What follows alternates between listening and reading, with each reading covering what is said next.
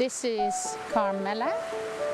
Carmela is a Lusitano cross Andalusian. She's about 10 years old.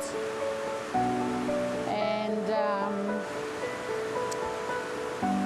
the biggest thing with Carmela is in the training is that she has a lot of problems at the moment with asthma.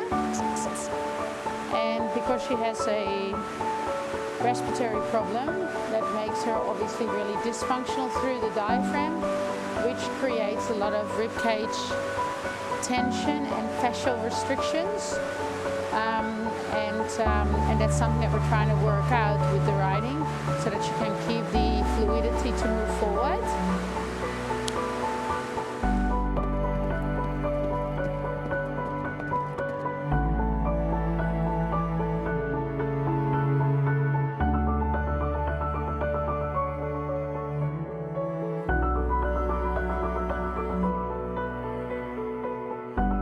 Goldie and I are currently at a Belinda clinic and we're learning about pirouettes and half pass, which is really fun. A lot of exciting new things, and we're looking forward to tomorrow, just working more on them and tweaking up a bit. Goldie and I were competing all last year.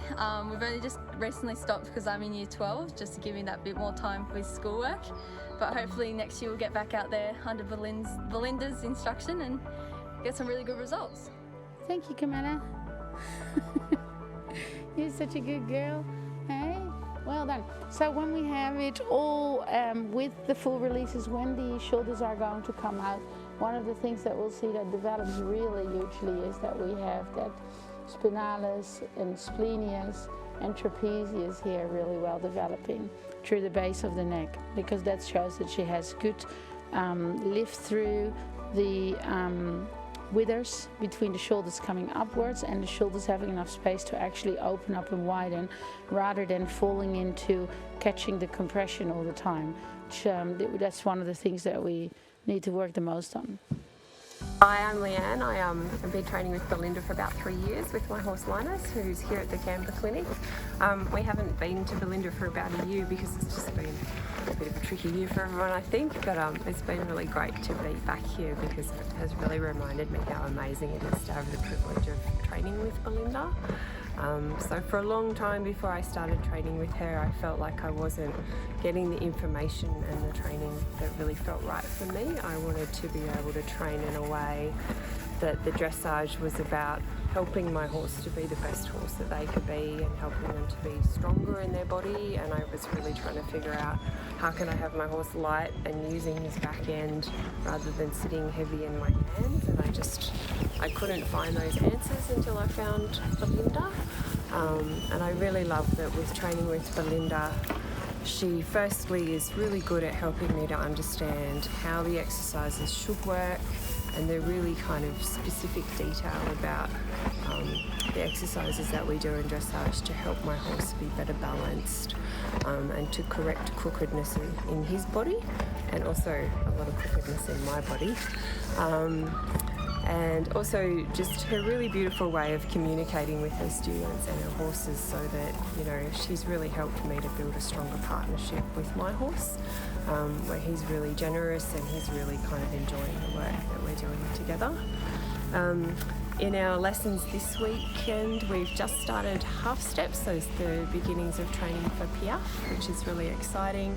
The thing that was really beautiful about doing it with Belinda is she's so subtle but so positive and so specific, so I think it's really going to open up a really nice pathway for my horse and I to really learn a much more subtle way of communication. And then we just had a written lesson, and she's helped me to realise in that lesson a lot of crookedness in my body that's creating crookedness in his body. And of course I'm picking on a few negatives here, but really over the last couple of years with Belinda, I can't believe how much we've improved and how much it's changed my riding and my horse. It's a tricky one in her conformationally because she has a little bit of a small gullet and a very large shoulder, so it makes it harder to find the spot for her where she's releasing. And you can see that at the moment when she is finding those releases, she does a lot of chewing, which is in one way really good because it's releasing and it's creating the fluidity, and in another way it mucks around with her balance. So that's why you see some half-bar steps go really solid, and others she's just falling off her center a little bit, as when she's chewing and her hyoid apparatus is functioning, releasing, she then starts to lose her balance just somewhat as the compression falls away. So that's a really fine balance between losing the balance and then creating enough of the forward that then the engagement is correct again. And once you've got the engagement correct, the tempo is correct, then the fluidity stays. But because she can't hold it yet, it will falter a little bit, it will fluctuate a little bit, and that's the tricky thing. If you have a horse with a bit of a lack of breathing, that is the reason why you have a horse with a lack of the forward. And when that forward then comes and you get that release because you help with a little movement of the whip to bring the energy so that you can practice to let go of the thighs and just sit with your horse, you get those moments. The moment that it comes, because she falls off balance, she then drops back in the tempo. So if you have that problem, you'll find that for a little while you'll have to practice to not fall back into the habit, so it doesn't become like a game of table tennis, just flicking over towards each other in the catching of compression, but rather really guiding your horse to find the breath. If that in the beginning is easier in the walk, do it in the walk. It's worth it.